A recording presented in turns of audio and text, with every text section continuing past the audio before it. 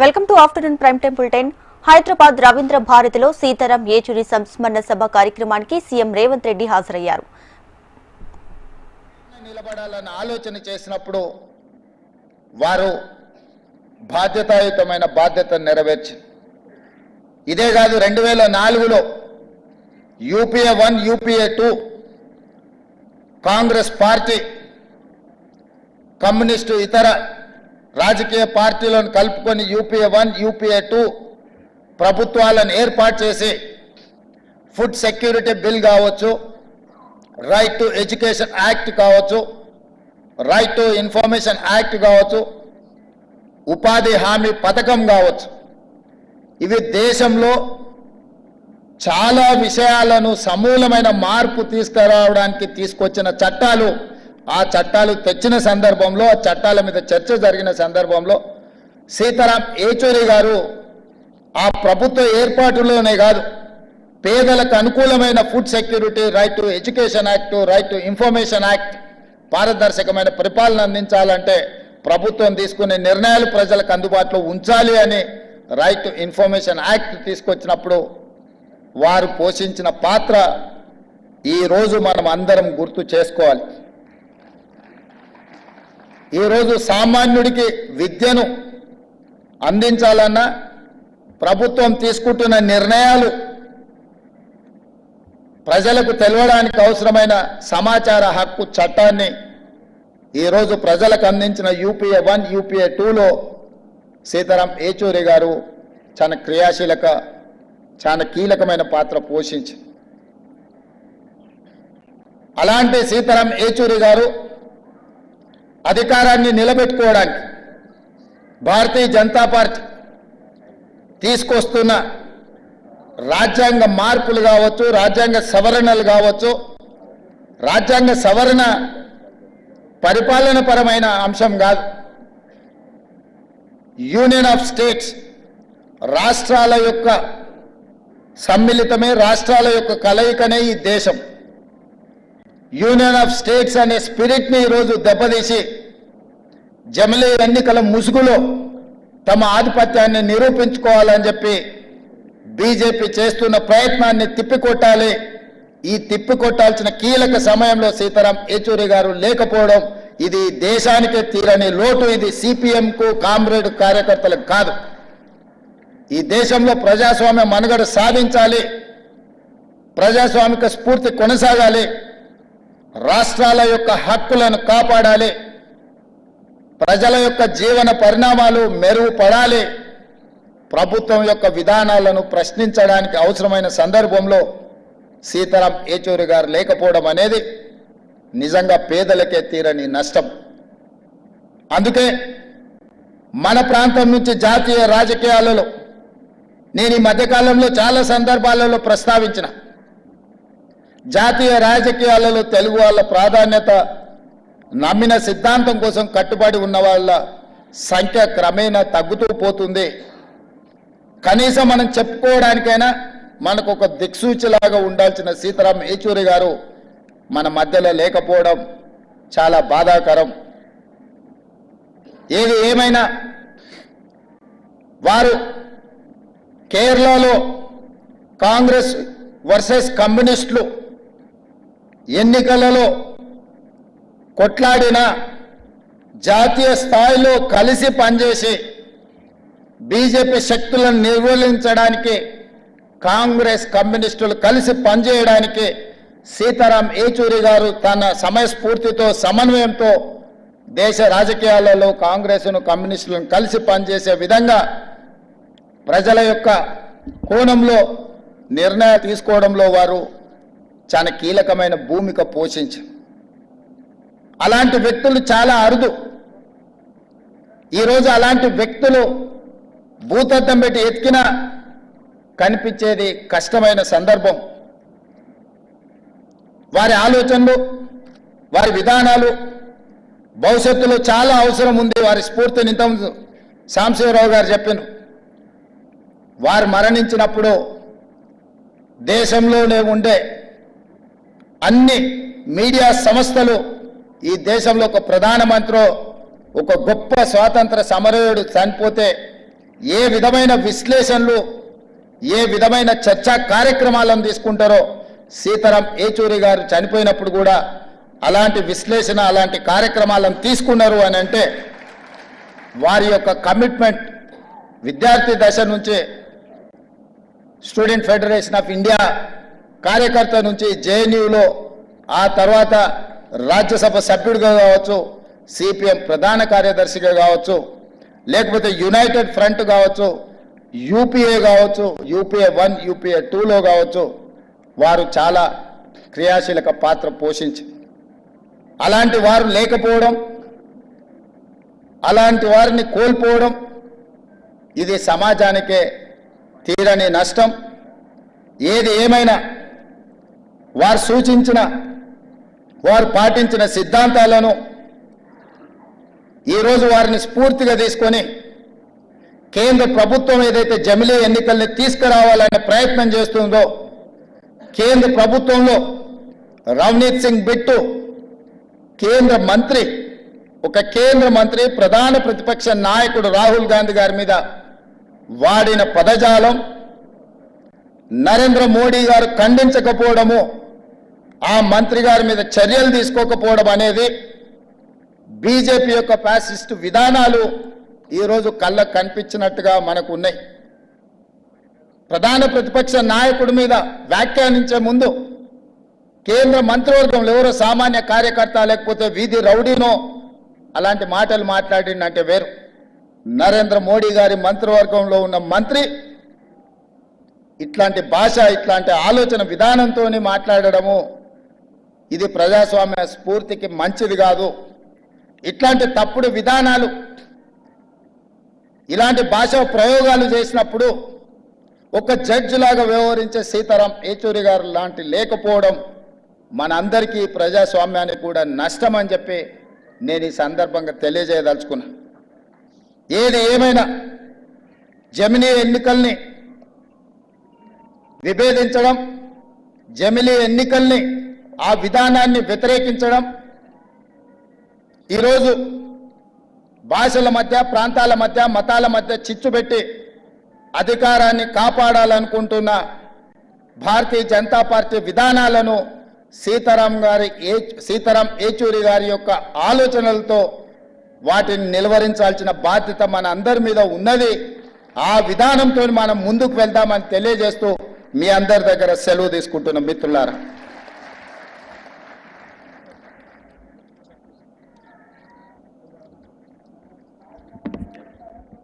గౌరవ ముఖ్యమంత్రి గారికి ధన్యవాదాలు. ఇప్పుడు సిపిఐఎంఎల్ రాష్ట్ర కార్యదర్శి కోటి రంగారావు గారు మాట్లాడుతారు.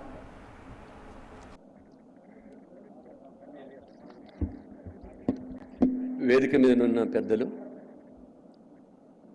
కామ్రేడ్ సీతారాం ఏచూరి గారి సంవత్సరాల సభ కాదు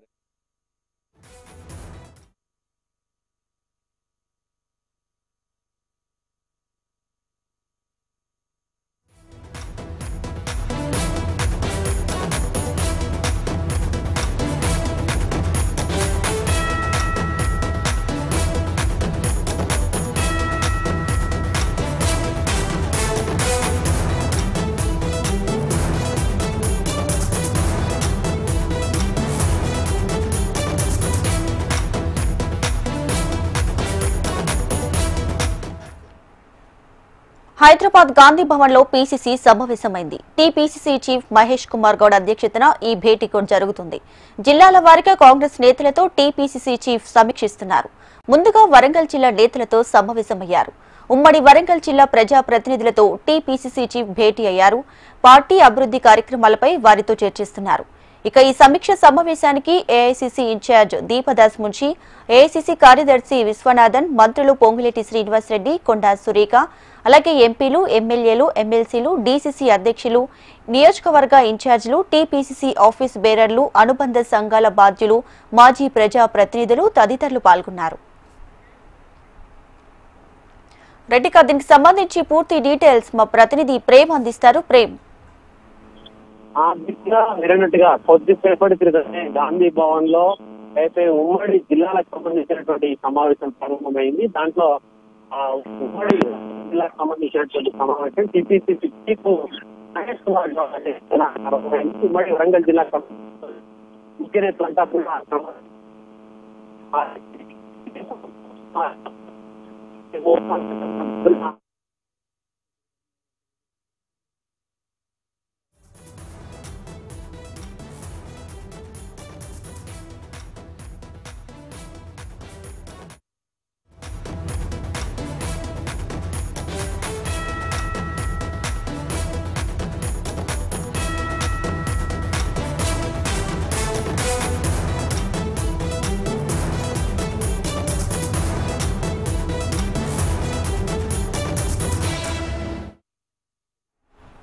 విశాఖ భీమిలిలో అక్రమ నిర్మాణాలను కూల్చివేస్తున్నారు జీవీఎంసీ అధికారులు. వైసీపీ నేత విజయసాయిరెడ్డి కుమార్తె నేహారెడ్డికి చెందిన అక్రమ కట్టడాలను నేలమట్టం చేస్తున్నారు.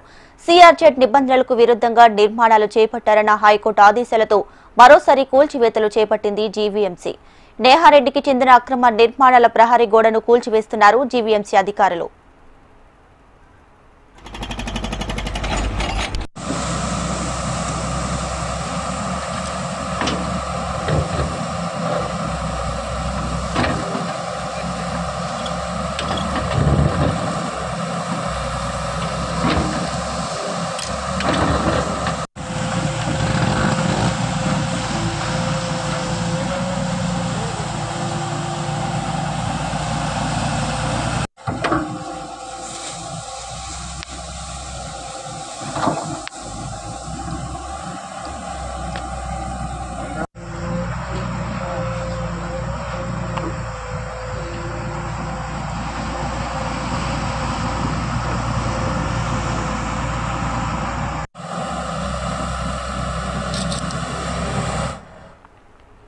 విశాఖ భీమిలిలో అక్రమ నిర్మాణాలను కూల్చివేస్తున్నారు జీవీఎంసీ అధికారులు. వైసీపీ నేత విజయసాయిరెడ్డి కుమార్తె నేహారెడ్డికి చెందిన అక్రమ కట్టడాలను నేలమట్టం చేస్తున్నారు.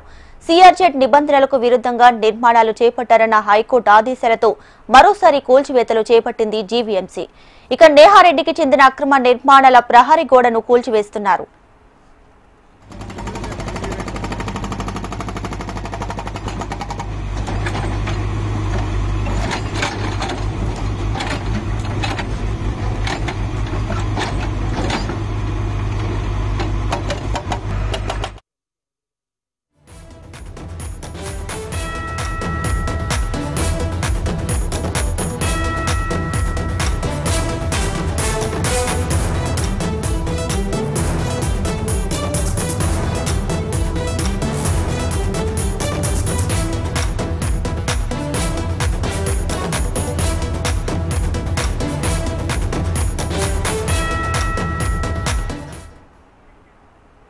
అసిస్టెంట్ కొరియోగ్రాఫర్ ను లైంగికంగా వేధించిన కేసులో అరెస్టైన జానీ మాస్టర్ ను నార్సింగ్ పోలీసులు కస్టడీకి కోరనున్నారు.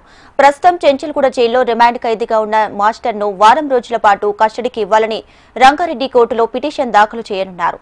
ఈ క్రమంలో మాస్టర్ కేసుకి సంబంధించిన రిమాండ్ రిపోర్టులు కీలక అంశాలను వెల్లడించారు. జానీ మాస్టర్ బాధితురాలపై 2020 జనవరి 10వ తేదీన ముంబైలోని ఓ హోటల్లో అత్యాచారం చేసినట్లు గుర్తించారు. దురుద్దేశంతోనే ఆమెను అసిస్టెంట్ గా జాయిన్ చేసుకున్నాడని, 4 ఏళ్లుగా బాధితురాలపై పలుమార్లు లైంగిక దాడి చేసినట్లు జానీ మాస్టర్ ఒప్పుకున్నాడని పోలీసులు తమ రిమాండ్ రిపోర్టులో తెలిపారు.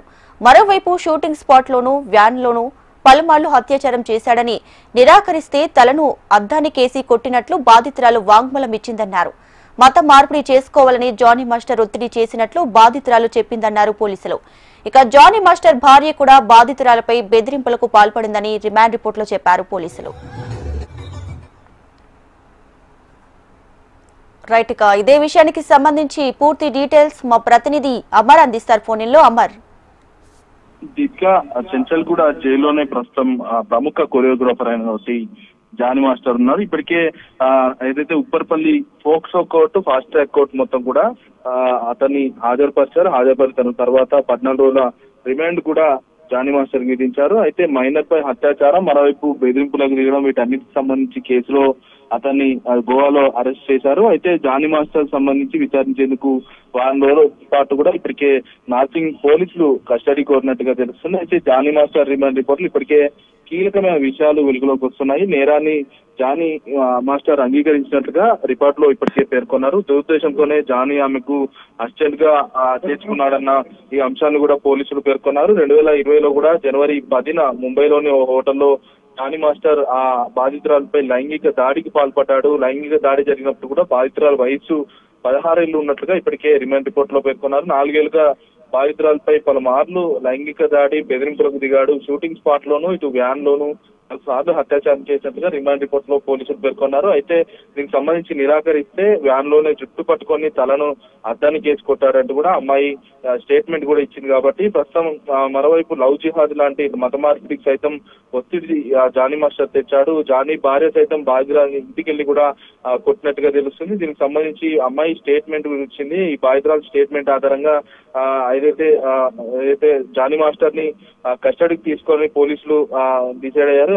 ఇందులో భాగంగానే పోలీసులు ఇవాళ కస్టడీ పిటిషన్ కూడా దాఖలు చేసే అవకాశం అయితే కనబడుతుంది. అయితే ఈ కస్టడీ పిటిషన్ కోరారు. ఇంకా మరి కాసేపట్లో లిస్టింగ్ వస్తుంది. లిస్టింగ్ వచ్చాక దీనికి సంబంధించి విచారణ జరిగాక ఏదైతే కస్టడీ పిటిషన్ కి అనుమతిస్తారా న్యాయస్థానం లేదా వేచి చూడాల్సిన పరిస్థితి అనుకొని ఇప్పటికే జానీ మాస్టర్ సంబంధించిన అవకతవకలపై ఇప్పటికే అతనికి సంబంధించిన వ్యవహారాలపై ఇప్పటికే పోలీసులు దృష్టి సారించారు. గతంలో చాలా ఏదైతే దీనిపై ఏదైతే లైంగిక వేధింపులకు సంబంధించి చాలా ఫిర్యాదులు వచ్చాయి. ఈ ఫిర్యాదులను కూడా పరిశీలించాలని కూడా పోలీసులు భావిస్తున్నట్టుగా తెలుస్తుంది. అయితే ఈ అత్యాచార ఘటనకు సంబంధించి లైంగిక దాడి మరోవైపు బెదిరింపులకు దిగడం వీటన్నిటికి సంబంధించి ఒక రిమాండ్ రిపోర్ట్ లో కూడా సంచలన వ్యాఖ్యలు ఇప్పటికే ఆమె ఇచ్చిన పిటిషన్ ఆమె ఇచ్చిన స్టేట్మెంట్ ఆధారంగా ఇప్పటికే ఆమెను బాధితురాల్ని ఫోరెన్సిక్ తో పాటు ఆమె దగ్గరున్న మెడికల్ సంబంధించిన రక్త నమూనా పరీక్షలు కూడా చేశారు. వాటిని శాంపిల్స్ కూడా తీసుకున్నారు. ఫోరెన్సిక్ కూడా పంపించారు. అయితే ఈ ఫోరెన్సిక్ సంబంధించి వచ్చిన నివేదిక ఆధారంగానే ఆమె మీద జరిగిన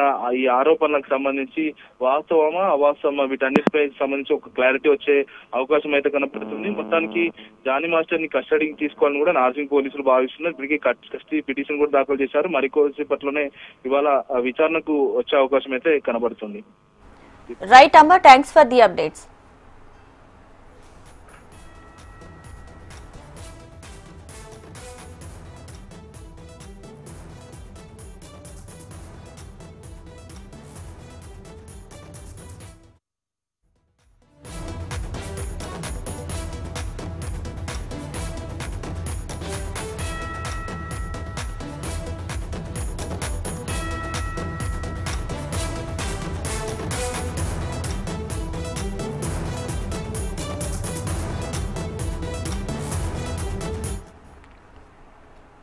యానం సముద్ర గర్భంలో ఓఎన్జీసీ పైప్ లైన్ లీక్ ఘటన స్థానికంగా తీవ్ర కలకలం రేపుతుంది. దర్యాల తిప్ప వద్ద సముద్ర గర్భంలో ఓఎన్జీసీ పైప్ లైన్ నుంచి గ్యాస్ లీక్ అవుతుంది. క్రూడ్ ఆయిల్ లీక్ అవుతుండటంతో సముద్రంలోని నీళ్లు సుడులు తిరుగుతున్నాయి. ఆ దృశ్యాలు తీవ్ర భయాందోళనకు గురి చేస్తున్నాయి. ఇదిలా ఉంటే సముద్ర గర్భంలో గ్యాస్ లీక్ పై భయాందోళనకు గురవుతున్నారు దర్యాల తిప్ప వాసులు. తక్షణమే ఘటనపై ప్రభుత్వంతో పాటు ఓఎన్జీసీ, జీఎస్పీసీ, గెయిల్ ఇండియా, చమురు సంస్థల అధికారులు స్పందించాలని డిమాండ్ చేస్తున్నారు. వెంటనే పైప్ లైన్ మరమ్మతులు చేపట్టాలని వారు కోరుతున్నారు. లేని పక్షంలో మత్స్య సంపదకు తీవ్ర నష్టం వాటిల్లుతుందని మత్స్యకారులు ఆందోళన వ్యక్తం చేస్తున్నారు. అలాగే ఈసీకే పార్టీ నుంచి నాయకులు కార్యకర్తలు కలిసి మాకు ఈ విషయం తెలిసినట్టు కూడా ఇక్కడికి మేము రావడం జరిగింది. ఒక్కసారి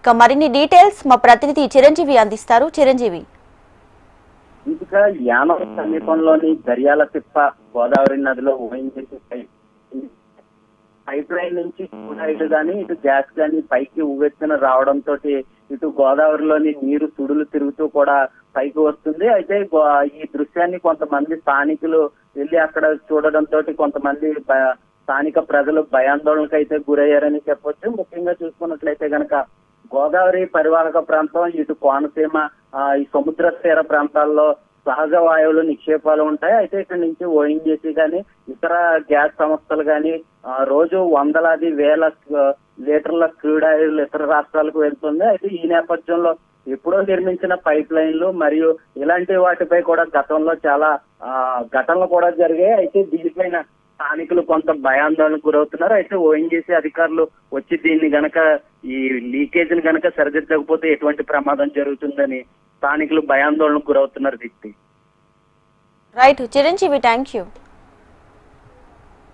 ధ్యానం మరియు పరిసర ప్రాంత ప్రజలకు అందరికీ కూడా ఇక్కడ ఓఎన్జీసీ చుట్టుపక్కల ఉన్న ప్రాంత ప్రజలందరూ కూడా నేను తెలియజేసేది ఏంటంటే దర్యాలు తిప్ప సొసైటీ ల్యాండ్ ఏదైతే ఉందో దాని పక్కన పైప్ లైన్ అనేది వెళ్ళడం జరిగింది. దయచేసి ఒకసారి చూపించండి. ఇక్కడ పైప్ అనేది లీక్ అయింది. ఇక్కడ ఎవరు కూడా పట్టుకునే లేరు. దయచేసి చూడండి ఎంత ఫ్లోటింగ్ వస్తుందనేది, ఎంత ఫ్లోటింగ్ వస్తుందని చూడండి. ఇక్కడ ఎంత ఫ్లోటింగ్ వస్తుందో చూడండి. మీరు చూస్తున్నారు పైకి చూడండి ఎలా పొంగుతుందో. ఇక్కడ పైప్ లైన్ అనేది ఇక్కడ అన్నీ ఉన్నాయి, ఆనవాళ్ళు అన్నీ ఉన్నాయి. చాలా దారుణమైన పరిస్థితి ఇక్కడ మేము చూస్తున్నాం. మేము ఈరోజు యానం కాంగ్రెస్ పార్టీ నుంచి అలాగే విసికే పార్టీ నుంచి నాయకులు కార్యకర్తలు కలిసి మాకు ఈ విషయం తెలిసినట్టునే కూడా ఇక్కడికి మేము రావడం జరిగింది. ఒక్కసారి వీడియో చూడండి ఎంత దీనివల్ల డ్యామేజ్ అవుతుంది, దీనికి ఎవరు సమాధానం చెప్తారు, దీనివల్ల పిస్టల్ పోవడం జరుగుతుంది. దీని మీద స్పందించాల్సిన నాయకులు ఏమయ్యారు, ప్రభుత్వ అధికారులు ఏమయ్యారని నేను అడుగుతాను. నేను ఈరోజు క్వశ్చన్ ఇస్తాను అందరికీ కూడా. మల్లాడి కృష్ణారావు గారు అలాగే ఉన్న లోకల్ ఎమ్మెల్యే గారు మీరు ఏం చేస్తున్నారు, ఇలాంటివన్నీ కూడా మీరు తెలుసుకుని దీని మీద స్పందించాలి. రేపొద్దున జరగరాని కూడా ఏదైనా అనర్థం జరిగితే దీనివల్ల ఎవరు సమాధానం చెప్తారు. ఇది భయంకరమైన స్మెల్ రావడం జరుగుతుంది. మీరు దయచేసి దీని మీద స్పందించి వెంటనే తగిన యాక్షన్ తీసుకోవాలి. దీనివల్ల కూడా చాలా డ్యామేజ్ ఉంటుందని తెలుస్తున్నాం. మేము అక్కడికి వెళ్ళడానికి భయం వేస్తుంది. అక్కడికి వెళ్తుంటే భయంకరమైన స్మెల్ వస్తుంది. ఇక్కడ ఏదైతే ఓఎన్జీసీ సంస్థ ఉందో అలాగే ఇక్కడ దర్యాలతో సొసైటీ భూమి పక్కనే జరుగుతుంది. ప్రతి ఒక్కరు కూడా దీని మీద స్పందించి దీని యానం ప్రజల్ని అలాగే చుట్టుపక్కల ఉన్న ప్రజల్ని కూడా కాపాడాలని, అలాగే లోపల చేపలు కూడా చనిపోయే పరిస్థితులు ఉన్నాయి. యానం మరియు పరిసర రైట్, ఇవి అప్డేట్స్ చూస్తూనే ఉండండి. హెచ్ఎం టీవీ, వార్త ఆగదు, నిజం తాగదు.